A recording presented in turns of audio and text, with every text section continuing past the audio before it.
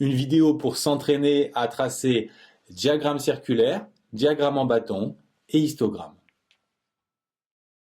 On vous donne 3 tableaux dont vous devez construire des représentations graphiques.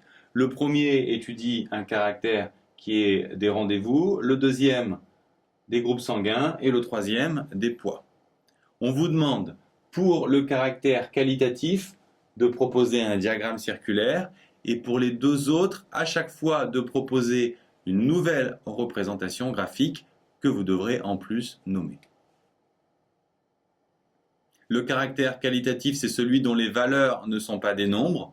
Donc c'est clairement le deuxième tableau qui étudie les groupes sanguins, pour lequel on doit faire un diagramme circulaire. Le dernier, on voit tout de suite que les valeurs sont des intervalles, donc le caractère est quantitatif continu. On fera un histogramme. La dernière représentation graphique qui nous reste, c'est le diagramme en bâton, qu'on va utiliser pour le premier tableau, et ça tombe bien puisque le caractère est quantitatif discret. Pour les groupes sanguins, on l'a dit, on veut un diagramme circulaire. On va commencer par calculer les fréquences, ce qui est facile puisqu'on a déjà l'effectif total. On fait effectif partiel divisé par effectif total fois 100 pour chacune des valeurs. Le total doit faire 100. Ensuite, pour le diagramme circulaire, on sait qu'il nous faut un angle.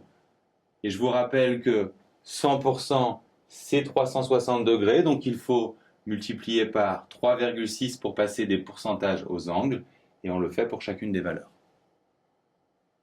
Le tracé maintenant, on prend un rapporteur, on mesure 162 degrés, et on a la part du groupe sanguin A.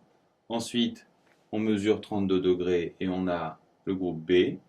Et enfin, on mesure 14 degrés et on a les deux derniers groupes. Pour les poids des joueurs de cette équipe de rugby, le caractère est quantitatif continu, donc on doit tracer un histogramme. Pour ça, il nous faut les fréquences qu'on obtient comme d'habitude en faisant effectif partiel sur effectif total, et ce pour chacune des classes.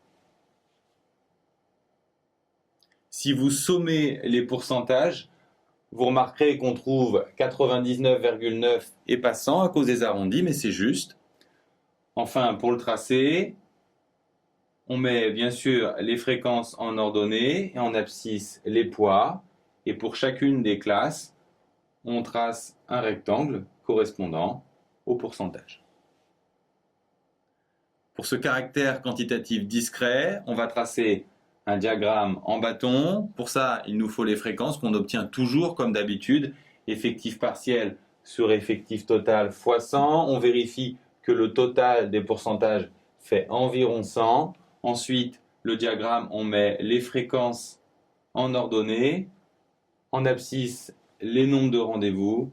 Et pour chacune des valeurs, on trace un trait vertical à la hauteur adaptée au pourcentage.